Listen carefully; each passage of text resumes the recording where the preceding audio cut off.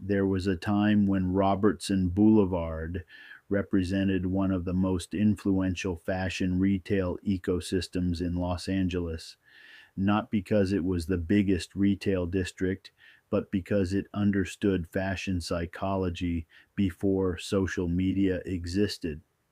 In the late 1990s and early 2000s, Robertson Boulevard became deeply connected to premium denim, celebrity retail culture, boutique shopping, paparazzi visibility, and aspirational Los Angeles fashion.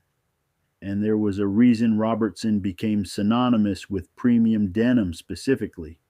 Premium denim was never just about jeans, it was about status. At the time, Los Angeles casual wear culture was becoming luxury culture. People wanted clothing that felt casual, exclusive, West Coast, and celebrity connected all at the same time. And Robertson Boulevard became the perfect environment for that. It was walkable, visible, celebrity heavy, boutique driven, and culturally concentrated. Stores like Kitson and Lisa Kline became powerful because they acted as fashion filters. Before algorithms, before TikTok, before influencer culture, these stores helped determine what people noticed, what stylists pulled, what paparazzi photographed, and what consumers aspired to wear. You didn't necessarily need a flagship store on Robertson to benefit from Robertson culture.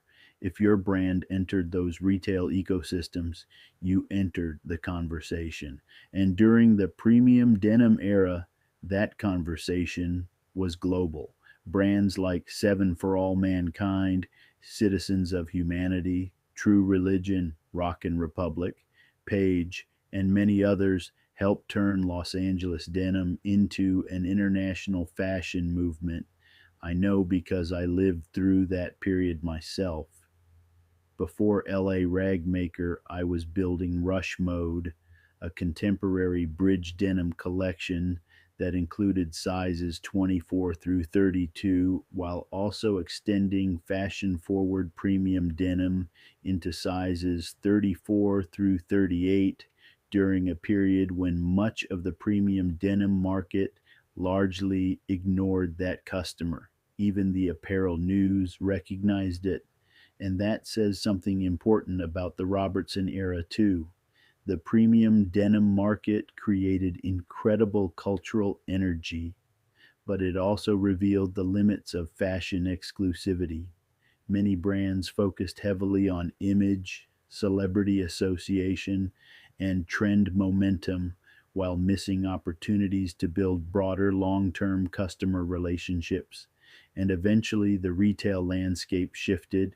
E commerce changed discovery, social media, decentralized influence, fast fashion accelerated trends, athleisure changed consumer behavior, and suddenly fashion no longer depended on one street, one boutique, or one retail ecosystem to create visibility.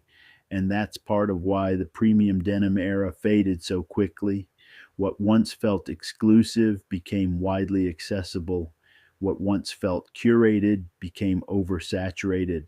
And when too many brands chased the same formula, the mythology weakened. But Robertson Boulevard still matters because it teaches important lessons about Los Angeles fashion retail. It teaches us that community matters, retail relationships matter, physical experience matters, and cultural timing matters. But it also teaches something equally important: fashion hype moves fast. Consumer behavior changes, and brands built only around exclusivity often struggle when culture evolves. The brands and retailers that survive longest are usually the ones that adapt, build trust, understand their customer, and evolve beyond trend cycles. Because in Los Angeles fashion, the landscape is always changing.